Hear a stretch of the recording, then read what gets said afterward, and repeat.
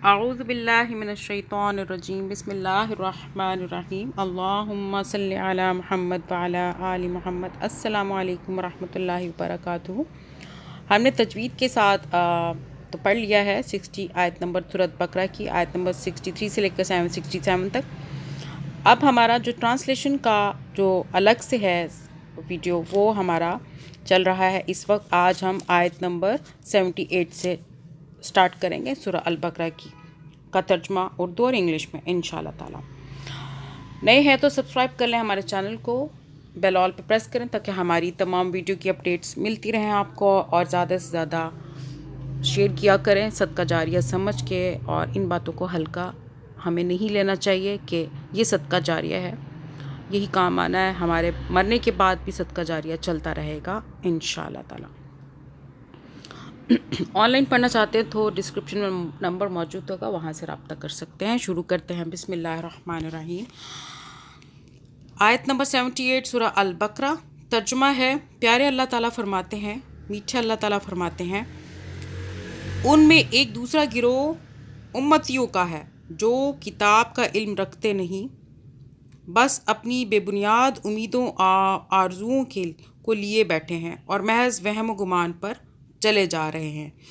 یعنی کہ اس کے بارے میں کہ یہ ان کے عوام کا حال تھا، علم کتاب کے کورے تھے، علم کتاب سے کورے تھے، کچھ نہ جانتے تھے کہ اللہ نے اپنی کتاب میں دین کے کیا اصول بتائے ہیں، اخلاقی اور شرع کے کیا قواعد سکھائے ہیں، اور انسان کی فلاح و خسران کا مدار کن چیزوں پر رکھا ہے۔ اس علم کے بغیر وہ اپنے مفروضات مطلب مفروضہ تو وہ ہوتا ہے نا، اپنی ہی سوچ، بنائی ہوئی سوچ کے مطابق اور اپنی خواہشات کے مطابق دماغی سوچ، کوئی مفروضہ بنا لیا خود سے اپنی دماغ سے، یا اپنی خواہشات کے مطابق گڑھی ہوئی باتوں کو دین سمجھے بیٹھے تھے اور جھوٹی توقعات پر جی رہے تھے۔ سورہ البقرہ آیت نمبر 79، یعنی کہ پہلے انگلش میں اس کا ٹرانسلیشن کر لیتے ہیں۔ And among them are unlettered ones who do not know the scripture except in judgment, in wishful thinking, but they are only assuming۔ آیت نمبر 79 کا ترجمہ کرتے ہیں۔ پیارے میٹھے میٹھے اللہ تعالیٰ فرماتے ہیں سورہ البقرہ میں کہ پس ہلاکت اور تباہی ہے ان لوگوں کے لیے جو اپنے ہاتھوں سے شرع کا نوشتہ لکھتے ہیں، پھر لوگوں سے کہتے ہیں کہ یہ اللہ کے پاس سے آیا ہوا ہے، نعوذ باللہ استغفر اللہ، تاکہ اس کے معاوضے میں تھوڑا سا فائدہ حاصل کر لیں۔ ان کے ہاتھوں کا یہ لکھا بھی ان کے لیے تباہی کا سامان ہے، اور ان کی یہ کمائی بھی ان کے لیے موجب ہلاکت ہے۔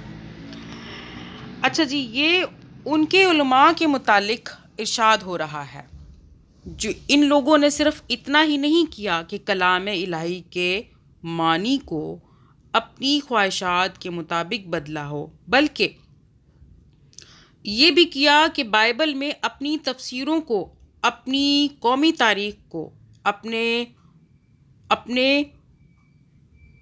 اوہام اور قیاسات کو، اپنی خیالی فلسفوں کو اور اپنے اجتہاد سے وضع کیے ہوئے فقہا قوانین کو کلام الہی کے ساتھ خلط ملط کر دیا، اور یہ ساری چیزیں لوگوں کے سامنے اس حیثیت سے پیش کی کہ گویا یہ سب اللہ ہی کی طرف سے آئی ہوئی ہیں۔ یعنی کہ انہوں نے اتنی تبدیلی کی بائبل میں، ٹھیک ہے، ہر تاریخ افسانہ، ہر مفسر کی تعویل، ہر متکلم کا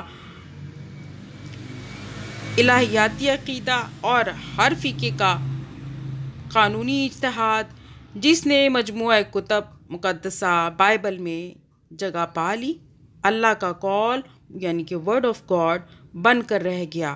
اس پر ایمان لانا فرض ہو گیا، اور اس سے پھرنے کے معنی دین سے پھر جانے کے ہو گئے۔ اس کا مطلب کیا؟ جو انہوں نے اپنی طرف سے بدل دیا بائبل میں، اپنا جو کچھ بھی لکھ دیا، بس اسی کو انہوں نے لوگوں کے سامنے پیش کیا اس دنیا کے مفاد کی خاطر، اور انہوں نے کہا کہ آپ اسی پہ عمل کرو، یعنی کہ بائبل کو تبدیل کیا، اپنے مطلب کی چیزیں اس میں ڈال دی۔ سورہ البقرہ کی آیت نمبر 80 کو پڑھتے ہیں، پہلے انگلش میں ترجمہ کرتے ہیں آیت نمبر 79 کا۔ So woe to those who write the scripture with their own hands, then say, this is from Allah, in order to exchange it for a small price. Woe to them for what their hands have written, and woe to them for what they earn. آیت number 80 ترجمہ کرتے ہیں سورہ البقرہ کا۔ اللہ تعالیٰ فرماتے ہیں کہ وہ کہتے ہیں کہ دوزخ کی آگ ہمیں ہرگز چھونے والی نہیں، الا یہ کہ چند روز کی سزا مل جائے تو مل جائے۔ ان سے پوچھو، کیا تم نے اللہ سے کوئی عہد لیا ہے جس کی خلاف ورزی وہ نہیں کر سکتا؟ بات یہ ہے کہ تم اللہ کے ذمہ ڈال کر ایسی باتیں کہہ دیتے ہو جن کے متعلق تمہیں علم نہیں ہے کہ ان سے ان کا ذمہ لیا ہے۔ آخر تمہیں دوزخ کی آگ کیوں نہ چھوئے گی؟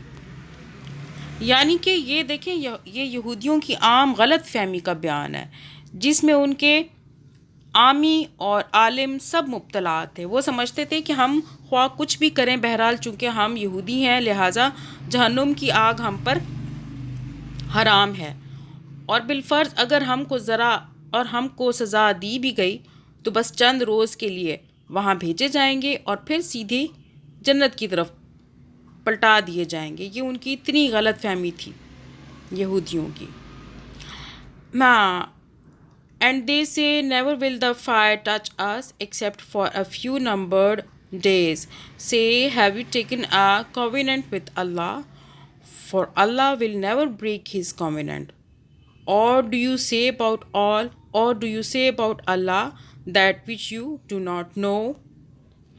آیت نمبر 81 پڑھتے ہیں سورہ البقرہ کی، یعنی کہ جو بھی بدی کمائے گا اور اپنی خطا کاری کے چکر میں پڑا رہے گا وہ دوزخی ہے، اور دوزخ ہی میں وہ ہمیشہ رہے گا۔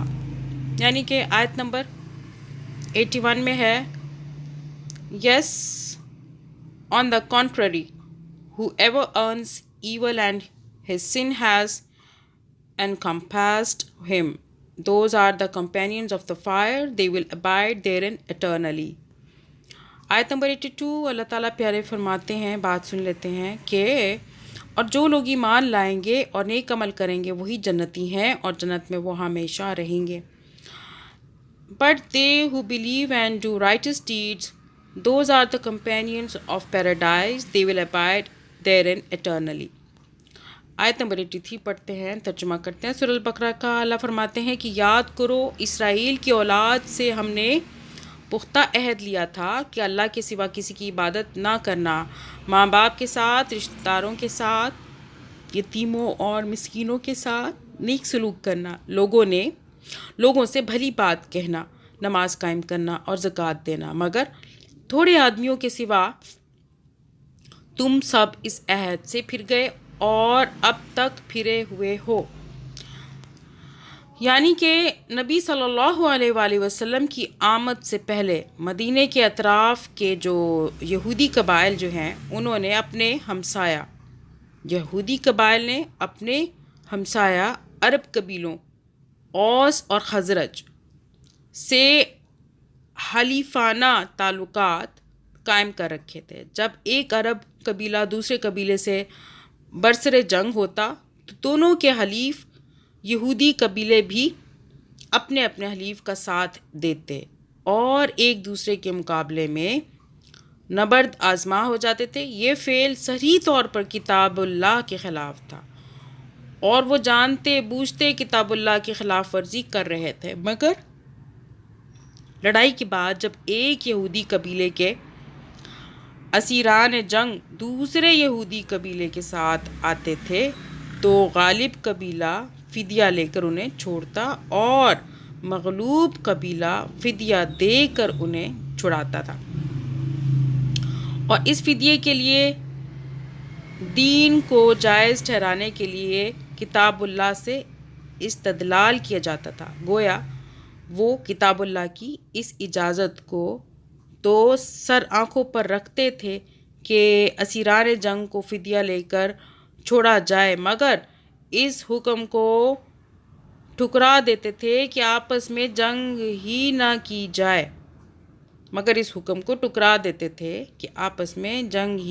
جائے And recall when we took the covenant from the children of Israel, enjoining upon them, do not worship except Allah, and to parents do good, and to relatives, orphans, and the needy, and speak to people good words, and establish prayer, and give zakah.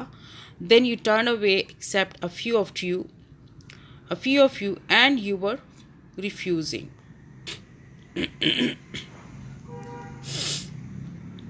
آیت number 84 پڑھ لیتے ہیں، ترجمہ کرتے ہیں۔ اللہ تعالیٰ فرماتے ہیں، پھر ذرا یاد کرو، ہم نے تم سے مضبوط عہد لیا تھا کہ آپس میں ایک دوسرے کا خون نہ بہانا اور نہ ایک دوسرے کو گھر سے بے گھر کرنا۔ تم نے اس کا اقرار کیا تھا، تم خود اس پر گواہ ہو۔ یہ اس سے پھر گئے تھے نا اس بات سے، okay. And recall when we took your covenant, saying, do not shed each other's blood or evict one another from your homes.